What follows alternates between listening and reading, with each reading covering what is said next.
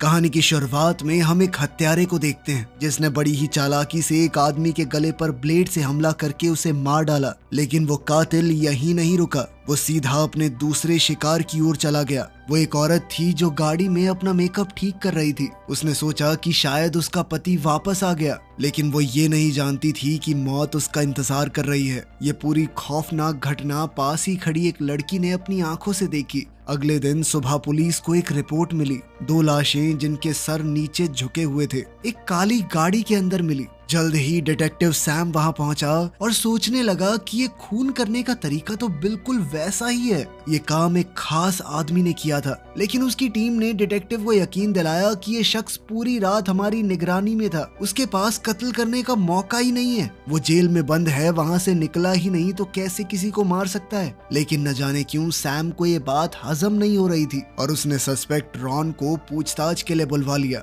Ron ने सीधे मुंह एक भी सवाल का जवाब नहीं दिया। उसका ये घमंड सैम को बहुत ज्यादा चुभ रहा था, लेकिन उसके खिलाफ कोई सबूत था नहीं, इसीलिए पूछताछ बस फॉर्मेलिटी बन गई। जाते वक्त रॉन एक जवान लड़की से टकरा गया। उसका असली खतरनाक रूप एक पल के लिए सामने आया, लेकिन उसने तुरंत अपने आप को संभाल लिया। उसे लगा कि पुलिस स्टेशन में इस तरह की हरकत करना ठीक नहीं होगा, पर वो ये नहीं जानता था कि ये वही लड़की है जिसने पिछले दिन जुर्म होते हुए देखा था। लड़की ने भी कुछ बोला नहीं, बस वो बड़े ध्यान से रॉन को देखती रही। सालों पहले रॉन और उसका एक साथी एक अनाथ आश्रम में साथ बड़े हुए थे। उन दोनों का एक अलग सा रिश्ता था। दोनों अंदर से हैवान थे। उन्हें जानवरों को अपने हाथों से मारने में मजा आता था। उम्र बढ़ने के साथ साथ उनकी दिलचस्पी इंसानों को मारने में बढ़ गई और उनके लिए ये एक खेल बन गया। इसके बाद कहानी पीछे जाती है। सालों पहले एक डिटेक्टिव हाथ धोकर उनके पीछे पड़ा हुआ था। वो कुछ भी करके उन्हें ढूंढना चाहता था। एक रात जब वो अपने घर जा रहा था, अचानक उसकी गर्दन पर तेज वार हुआ। जल्द ही खून निकलने लगा और गिरते पड़ते वो जैसे तैसे अपनी बेटी तक पहुंचा। ये छोटी बच्ची वही है जिसने पिछले दिन वो मर्डर होते हुए देखा था। उसका नाम है हीजू। जल्द ही सैम अपने हाथ में बर्थडे केक लिए अपने पार्टनर और बहुत ही जिगरी दोस्त का जन्मदिन मनाने आया, लेकिन इस मंजर को देखकर उसकी रूह कांप गई जब उसने देखा कि उसका साथी पहले ही मर चुका है। उसकी बेटी हीजू अभी भी उसके पास बैठी हुई थी। वो नादान लड़की जानती ही नहीं थी कि उसके पिता मर चुके हैं। वो बस उनके जागने का इंतजार कर रही थी ताकि वो दोनों मिलकर उनका जन्मदिन मना सकें। ये देखकर रॉन के दिल में गहरा दर्द उठा। उसे लगा था कि कातिल का कोई सुराग नहीं है, शायद बच निकलेगा। लेकिन जल्द ही वो कातिल पकड़ा गया। उस पर कई मुकदमे चले। रॉन ने कुछ महीनों में ही 7 कत्ल किए थे, लेकिन सबूत सिर्फ एक के लिए ही मिल पाए। इसीलिए उसे सिर्फ और सिर्फ 15 साल की सजा हुई। विक्टिम के परिवार वाले इस फैसले को समझ भी नहीं पाए। सैम को इस बात का बहुत गुस्सा था कि ये जानवर 15 साल में छूट जाएगा। उस दिन उसने फैसला कर लिया था कि बदला लेकर रहेगा। तब से आज तक उसके दिल में बदले की आग जल रही थी। उसने कसम खाई कि रॉन को उसके जुर्मों का हिसाब देकर रहेगा। छोटी हीजू ने ये सब देखते हुए कातिल का चेहरा हमेशा के लिए अपने दिमाग में बसा लिया था। लेकिन जब सब लोग गम में डूबे हुए थे, उनकी नजर एक आदमी पर नहीं पड़ी जो अंधेरे में छुपा हुआ था। सिर्फ रॉन ये बात जानता था कि जिसने उसे धोखा देकर जेल भिजवाया है वो उसका पुराना करीबी दोस्त है, वही हत्यारा जिसे हमने कहानी की शुरुआत में देखा था। दरअसल उन दोनों को एक लड़की से प्यार हो गया था। अब रॉन की गर्लफ्रेंड उसके दोस्त के साथ मिलकर उसे धोखा दे रही थी। जब रॉन को ये बात पता चली तो वो गुस्से से पागल हो गया और उस लड़की को बेरहमी से मार डाला। बाद में रॉन ने अपने दोस्त से भी बदला लेने का प्लान बनाया, लेकिन उसका दोस्त जॉन 2 कदम आगे निकला। उसने रॉन को फंसाकर जेल भेज दिया। अब 15 साल बाद रॉन जेल से बाहर आया और सबसे पहले जो उसके सामने आया वो था सैम, जो इस बार उसे जेल वापस भेजने के लिए तैयार था। ये साफ था कि सैम अभी भी 15 साल पहले की घटना को भूला नहीं है, लेकिन रॉन अभी भी अपने जुर्म को मानने के लिए तैयार नहीं था। इसीलिए सैम ने अपनी टीम को ऑर्डर दिया कि रॉन के ऊपर 24 घंटे नजर रखी जाए। इस सब के बाद सैम ने सबसे कहा कि चलो सारे के सारे 500 की पत्ती निकालो, और वो सारे पैसे उसने चुपके से अपने पास रख लिए। एक नए ऑफिसर को लगा कि हमारा बॉस तो हमसे ही पैसे वसूल रहा है, लेकिन उसका शक तब खत्म हो गया जब सैम ने एक मोटा सा लिफाफा एक लड़की को दिया। ये लड़की कोई और नहीं बल्कि हीजू है, जो अब बड़ी हो चुकी है। पिछले 15 साल में हीजू, जो अब एक अनाथ थी, वो कभी किसी अनाथ आश्रम में नहीं रही। पिछले 15 सालों से पूरा पुलिस डिपार्टमेंट यूं ही मिलकर हीजू की परवरिश कर रहा था। जैसे जैसे हीजू बड़ी हुई, वो एक समझदार और दयालु लड़की बन गई। स्टेशन के हर इंसान को वो बहुत प्यारी और मेहनती लगती थी। स्टेशन में मौजूद हर एक पुलिस वाला उसे अपनी बेटी की तरह रखता था। इस समय में हीजू ने अपनी माँ पर भी नजर रखी हुई थी, उस माँ पर जिसने उसे छोड़ दिया था। उसके दिल में माँ के लिए प्यार भी था और नफरत भी, लेकिन फिर भी वो अपनी माँ को तकलीफ में नहीं देख सकती। उसका सौतेला बाप, जो अक्सर उसकी माँ को मारता पीटता था, वो उसे एक आंख पसंद नहीं था। वो हीजू की आंख में रड़कता था। जो बात उसे पता नहीं थी वो ये है कि हीजू ने कभी अपने पिता के कत्ल को भुलाया नहीं। जिस पल उसने सुना कि रॉन जेल से रिहा हो गया, उसने अपना सालों से बनाया हुआ बदले का प्लान शुरू किया। वो रॉन के ऊपर नजर रखने लगी, लेकिन एक रात उसने जॉन की मौजूदगी महसूस की। उसने देखा कि जॉन का कत्ल करने का तरीका रॉन के तरीके से बहुत मिलता जुलता है। तब उसके दिमाग में एक नया प्लान बना कि रॉन को जॉन के किए हुए कत्लों के इल्जाम में फंसा दे, लेकिन चीजें प्लान के हिसाब से नहीं चली। इसीलिए उसने अपने अगले कदम की तरफ ध्यान दिया। उसने सोच लिया कि वो अपने सौतेले बाप को मारेगी, वो आदमी जिसने सालों तक हीजू की माँ को सताया है। हीजू ने अपनी माँ को इतना दुख सहते हुए देखा था कि अब वो बर्दाश्त नहीं कर पा रही थी। अब उसने सोच लिया कि वो अपने सौतेले बाप का इस्तेमाल रॉन को फंसाने के लिए करेगी। हीजू ने रॉन पर नजर रखी हुई थी और वो जानती थी कि रॉन हर सुबह जल्दी उठकर पार्क में जॉगिंग करने जाता है। उसने फैसला किया कि वो लाश को पार्क तक घसीट के लाएगी, ताकि रॉन सीधा शक के घेरे में आ जाए, क्योंकि उसका तो पहले से क्रिमिनल रिकॉर्ड है।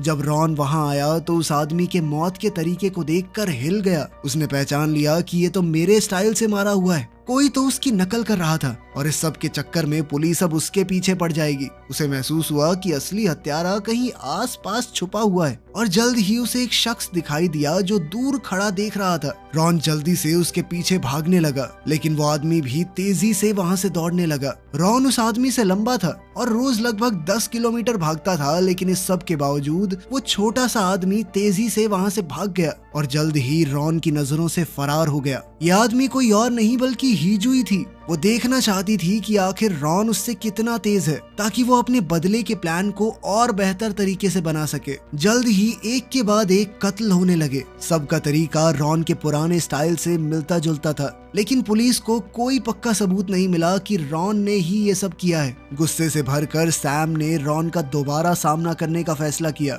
उसे वो एक रेस्टोरेंट में आराम से नूडल्स खाते हुए मिला। ये देखकर सैम का गुस्सा और बढ़ गया। गुस्से में सैम ने रॉन के बाउल में पूरा एक बर्तन मिर्ची का उड़ेल दिया, लेकिन रॉन ने बिल्कुल रिएक्ट नहीं किया। वो अब भी शांति से खाता रहा, और खत्म करने के बाद उसने सैम से कहा कि इससे तेरा पार्टनर तो जिंदा नहीं हो जाएगा ना। कानून के पास उसे पकड़ने का कोई तरीका तो था नहीं, लेकिन रॉन का ये घमंड और जिद सैम के गुस्से को भड़काए जा रहे थे। सैम के दिमाग में एक बार तो आया कि इसे मार देता हूँ, कोई बात नहीं, जेल ही काट लूंगा, लेकिन ये इतना आसान नहीं था।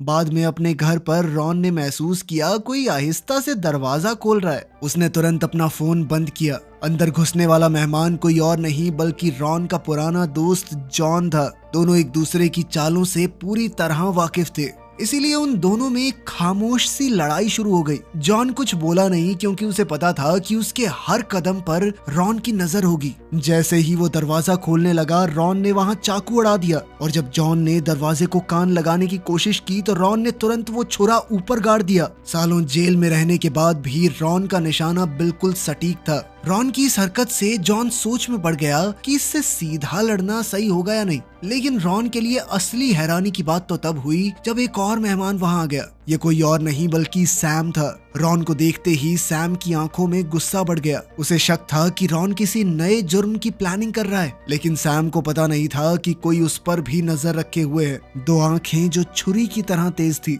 जैसे ही सैम का ध्यान रॉन से हटा, उसे महसूस हुआ कि कुछ तो गड़बड़ है। सैम को महसूस हुआ कि उसके पीछे कोई है। वो तुरंत घूमकर रॉन के पीछे आ गया, लेकिन वहाँ कोई भी नहीं था। कुछ देर बाद हम हीजू को देखते हैं, जो अपनी माँ के घर के सामने वाली बिल्डिंग की छत पर बैठी थी, चुपचाप अपनी माँ को देखते हुए। लेकिन आज कुछ अलग था। उसकी माँ के घर पर बिल्कुल कोई भी हरकत नहीं थी। उसे महसूस हुआ कि कुछ तो गड़बड़ है। अब हीजू ने हिम्मत जुटाकर अपनी माँ के घर जाने का फैसला किया, लेकिन वहाँ पर उसे अपनी माँ की लाश मिली। वो अपने दूसरे पति की मौत के बाद से पूरी तरह टूट गई और इस दर्द में चल बसी। एक के बाद एक अपनों को मरता देखकर हीजू का दिल, जो कि पहले ही नफरत से भरा हुआ था, अब और गुस्से से भर गया। उसने अपने दिमाग में हर चीज का जिम्मेदार रॉन को माना, इसीलिए रॉन को सजा देना बहुत जरूरी था। लेकिन उस दूसरे हत्यारे जॉन का पता लगने के बाद हीजू के मन में अब शक पैदा हो गया था। जब हीजू ने रॉन के पुराने केसेस की फाइल्स देखी, तब उसे समझ आया कि कातिल सिर्फ एक नहीं था, शायद ये दोनों तब मिलकर काम कर रहे थे। दोनों के तरीके भी काफी हद तक एक जैसे थे। हीजू ने जल्दी से उस आदमी के रिकॉर्ड्स निकाले। पुलिस स्टेशन में उसका वैसे ही रोज का आना जाना था, तो उसने बड़ी आसानी से पता लगा लिया कि इसी आदमी ने रॉन की रिपोर्ट की थी, जिस वजह से उसकी गिरफ्तारी हुई। ये साफ था कि इन दोनों के बीच में कोई तो कनेक्शन है, जो अब इस हद तक खराब हो गया था कि वो दोनों एक दूसरे की जान लेने को तैयार हैं।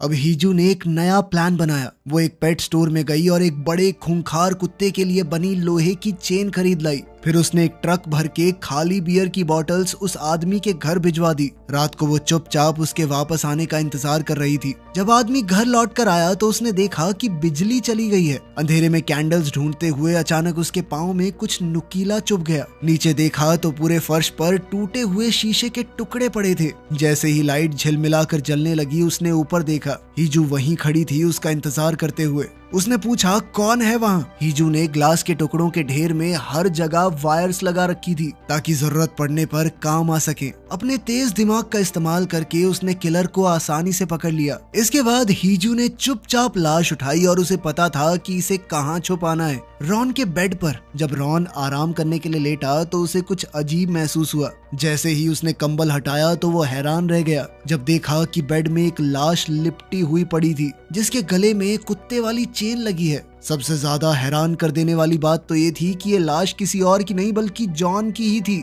उसे किसी ने बेरहमी से मारकर वहां छोड़ दिया था। जब रॉन समझने की कोशिश कर रहा था कि क्या हुआ, तब हीजू पीछे से अचानक छलांग मारकर उस पर टूट पड़ी। उसने एक और डॉग चेन से रॉन का गला दबा दिया। मारने के लिए नहीं, बस बेहोश करने के लिए। वो ऐसा दिखाना चाहती थी कि इन दोनों किलर्स के बीच में लड़ाई हुई और फिर रॉन ने जॉन को मार दिया। रॉन इस तरह मर्डर के चक्कर में फंस जाएगा और पुलिस उसे पकड़ लेगी। लेकिन जैसा उसने सोचा था वैसा नहीं हुआ। रॉन थोड़ा जल्दी होश में आ गया। पुलिस जब पहुंची तो उन्होंने कमरे में लाश देखी, लेकिन रॉन वहां नहीं था। उन्हें बस एक सुराग मिला, बेड पर ताजा खून। सैम ने खून देखा कि अभी तो गर्म है और समझ गया कि रॉन भागा नहीं है, वो इसी बिल्डिंग के अंदर है। उसने तुरंत होटल लॉक करने का ऑर्डर दिया और हर कमरे को चेक करना शुरू कर दिया। फिर एक दूसरे कमरे में पुलिस ने अजीब सी चीज देखी। एक आदमी और एक औरत दोनों खून में लिपटे हुए बाथ टब में पड़े थे। हैरानी की बात यह थी कि वो दोनों जिंदा थे। पुलिस ने तुरंत दोनों को हॉस्पिटल भेजा। जब नर्स होश में आई औरत से बात करने लगी तो उसके चेहरे पर डर साफ दिख रहा था। वो घबरा कर अपने आसपास देख रही थी, कुछ इशारा करने की कोशिश कर रही थी, लेकिन नर्स को लगा कि वो शॉक में है। उधर रॉन चुपचाप उसे धमका रहा था मुंह बंद रखने के लिए। इस चाल से रॉन को होटल से चुपके से निकलने का मौका मिल गया। साथ ही उसे दोबारा से निर्दोष लोगों को मारने का मौका भी मिल गया था। इसी बीच सैम, जो क्राइम सीन पर था, सोचने लगा कि रॉन आखिर भागा कैसे। तब उसने बेड के नीचे खून का एक निशान देखा। मैट्रेस उठाते ही पता चला कि इस कमरे में रह रहा आदमी तो वहां मरा पड़ा था। रॉन पहले ही बिना कोई निशान छोड़े निकल चुका था। अपना प्लान पूरा करने के बाद हीजो को लगा कि चाहे रॉन पकड़ा ना भी जाए, लेकिन अब वो एक वांटेड किलर है। अब बात अपने आप खत्म हो जाएगी। अब वो अपने सपने पूरे करने पर ध्यान दे सकती है। लेकिन जब उसने अखबार में हेडलाइन देखी तो वो हिल गई। पुलिस वालों ने यह तय कर लिया था कि रॉन किलर नहीं है। उसके खिलाफ उन्हें कोई खास सबूत नहीं मिला था। दरअसल ये ऑर्डर्स ऊपर से आए थे कि रॉन का नाम साफ कर दो, क्योंकि वो नहीं चाहते थे कि पुलिस एक ही आदमी को पकड़ने में नाकाम घोषित हो जाए। लोग बोलने लगेंगे ना कि एक हत्यारे को पकड़ नहीं पा रहे। सैम इस सबसे ज्यादा खुश नहीं था। ये सुनकर हीजू बहुत परेशान थी। उसने तय कर लिया था कि इस दरिंदे को इसके गुनाहों की सजा दिलाकर रहूंगी। उधर रॉन ये तो जानता था कि पुलिस उसका कुछ नहीं बिगाड़ सकती, लेकिन अपने आप को बेगुनाह साबित करने के लिए उसे पता लगाना होगा कि कौन हमेशा उस पर इल्जाम लगाता रहता है। रॉन एक इंटरनेट कैफे गया ताकि कुछ सुराग पता लगा सके। ज्यादा देर नहीं लगी उसे पता लगाने में कि वो पार्क वाला जो आदमी था वो उसी औरत का दूसरा पति है जिसे उसने सालों पहले मारा था। और तो और उस पुलिस वाले की एक बेटी भी है। जिसकी उम्र और हाइट का पता लगाते ही वो समझ गया कि ये वही लड़की है जिसने उस पर हमला किया था। ये बात जानते ही मानो उसके दिमाग में बल्ब जल गया हो। इस वक्त वो कैफे के अंदर ही सिगरेट पी रहा था। जब कैफे का मालिक उसके पास आया कि सर ये बंद कर दीजिए, तो रॉन ने उसे धुतकार दिया, चल भाग यहाँ से। कैफे का मालिक समझ गया था कि इस आदमी से पंगा तो नहीं लेना चाहिए। उसे ध्यान आया कि पुलिस ऐसे ही किसी आदमी को ढूंढ रही थी, तो उसने डायरेक्ट पुलिस को फोन कर दिया। सैम पास ही था तो वो तुरंत वहां पहुंच गया, लेकिन तब तक रॉन कैफे से निकल चुका था। बस एक आधी जली हुई सिगरेट कंप्यूटर के पास थी। सिगरेट अभी गर्म पड़ी थी तो सैम समझ गया कि रॉन आसपास ही है। बिना वक्त गवाए उसने अपनी बंदूक निकाली और सबको दीवार के साथ खड़ा होने को कहा। वो एक के बाद एक सबको चेक करने लगा, लेकिन भीड़ में छुपे हुए रॉन ने तुरंत झपट्टा मारकर सैम पर हमला बोल दिया। वो तुरंत बचकर बाहर की तरफ भागा और रास्ते में एक पुलिस वाले से टकरा गया। वो पुलिस वाला अभी भर्ती हुआ था तो गोली चलाने में थोड़ा हिचकिचाया। इतने में तो रॉन ने अपनी छुरी उसकी छाती में गाड़ दी, लेकिन उसे मारा नहीं। वो जानता था कि कोरिया में एक पुलिस वाले को मारना बहुत बड़ी दिक्कत हो जाएगी, फिर कुत्तों की तरह ढूंढेंगे मुझे ये। इसीलिए उसने पुलिस वाले की थोड़ी मरहम पट्टी कर दी ताकि वो बच जाए। फिर सैम की गाड़ी में ही वो सीधा पुलिस स्टेशन गया। गाड़ी देखकर तो गार्ड भी उसे डायरेक्ट सल्यूट मार रहे थे। उसके लिए सबसे खतरनाक जगह ही सबसे सेफ बन गई। उसका असली मकसद गाड़ी वापस देना थोड़ी था, बल्कि वो तो हीजू का एड्रेस निकालने आया था। इत्तेफाक से हीजू भी स्टेशन में ही मौजूद थी। उसने रॉन को छुपते हुए अंदर जाते देख लिया, लेकिन ऑफिसर्स को बताने की बजाय वो चुप रही, क्योंकि उसे पता था कि अगर छुपकर पुलिस स्टेशन में घुसते हुए पकड़ा गया तो सारी जिंदगी जेल में नहीं रहेगा, कुछ सालों में फिर बाहर आ जाएगा। अब हीजू ने अपना आखिरी प्लान बनाया। वो समझ गई थी कि रॉन पुलिस को बेवकूफ बना के आसानी से एड्रेस निकाल लेगा और फिर उसका टारगेट तो वो ही होगी। अब रॉन हमेशा की तरह चाकू का इस्तेमाल करके घर में घुसने लगा, लेकिन जैसे ही वो आगे बढ़ा मोशन डिटेक्टर लाइट्स अचानक से बुझ गई और एक परछाई उसकी तरफ धीरे धीरे बढ़ने लगी। जब इन दोनों का आमना सामना हुआ तो दोनों ने एक दूसरे पर हमला किया। हीजू ने सोचा कि आज मुझे वही डर महसूस हुआ है जो शायद मेरे पापा को महसूस हुआ होगा जब उन्हें छुरा मारा गया था। जल्द ही रॉन ने ये मान भी लिया कि हाँ, मैंने ही तेरे बाप को मारा था। गुस्से से भरी हुई हीजू ने उस पर हमला किया और फिर वहाँ से भागने लगी। रॉन भी हैरान था कि चाकू लगने के बाद भी ये लड़की इस तरह भाग रही है। उसे भागता देख रॉन ने सोचा कि उसे जाने नहीं देना। अगले ही सेकंड रॉन भी उसका पीछा करने लगा, लेकिन अजीब बात ये थी कि हीजू शहर की भीड़ भरी गलियों में नहीं बल्कि सुनसान पहाड़ी की तरफ गई। वहाँ तो रॉन को उसे मार पाना काफी आसान हो जाएगा। जल्द ही रॉन ने उसे पकड़ लिया और अब वो उसे मारने ही वाला था, लेकिन हीजू ने मौका पाकर रॉन को ही छुरा मार दिया और फिर दोबारा वहाँ से भाग निकली। साथ ही उसने सैम को फोन मिला दिया कि रॉन मेरी जान के पीछे पड़ा है, जल्दी आ जाइए। जल्द ही रॉन ने हीजू को पकड़ लिया, लेकिन फिर भी इस बार उसे कुछ नहीं किया। रॉन जानता था कि इस लड़की को पुलिस वालों ने पाला है, वो उसे मारने नहीं वाला था। वो तो उल्टा हीजू के खिलाफ सबूत हासिल करके उसे फंसवाकर अपना नाम साफ करना चाहता था। जैसे ही हीजू को उसका इरादा समझ आया तो वो फिर से छूटकर पहाड़ों की तरफ भागी। कुछ देर बाद जब रॉन पहाड़ी के ऊपर एक पार्क में पहुंचा तो उसने देखा कि हीजू आराम से वहां झूल रही थी। उसकी आंखों में एक पक्का इरादा था। उसने अपना स्कार्फ निकाला और जानबूझकर रॉन के सामने फेंक दिया और फिर कहा कि इसे सैम को दे देना, ठीक है। उस वक्त रॉन को लगा कि हीजू बस पागल है। हीजू के गले में उस वक्त वही कुत्ते वाला कॉलर बंधा हुआ था। रॉन को समझ ही नहीं आया कि आखिर ये सब हो क्या रहा है। तभी अचानक पुलिस के सायरन्स की आवाज करीब आने लगी। तभी हीजू ने वो चेन अपने कॉलर से बांध दी और तेज तेज झूला झूलने लगी। उसने रॉन की तरफ देखकर कहा कि अब तुम्हारा खेल खत्म हुआ, सारी जिंदगी जेल में काटेगा तू। तेजी से झूलते हुए उसने अचानक से झूला छोड़ दिया। हाथ छोड़ते ही चेन एकदम टाइट हो गई और एक ही झटके में हीजू का गला टूट गया। वो मर गई और इसका नाम आ गया रॉन के ऊपर। उसी पल वहां पुलिस की एक बड़ी टीम आ गई। उन्होंने देखा कि हीजू लटकी हुई है और रॉन सामने खड़ा है। अब उन्हें किसी सबूत की जरूरत नहीं थी। रॉन को तुरंत गिरफ्तार कर लिया गया, लेकिन हीजू के बेजान शरीर को देखकर सैम पूरी तरह टूट गया। ये कहानी थी एक ऐसे बदले की जो कई जिंदगियों को खा गई। वीडियो पसंद आई तो लाइक कर देना, चैनल को सब्सक्राइब कर लेना। मिलते हैं अगली वीडियो में।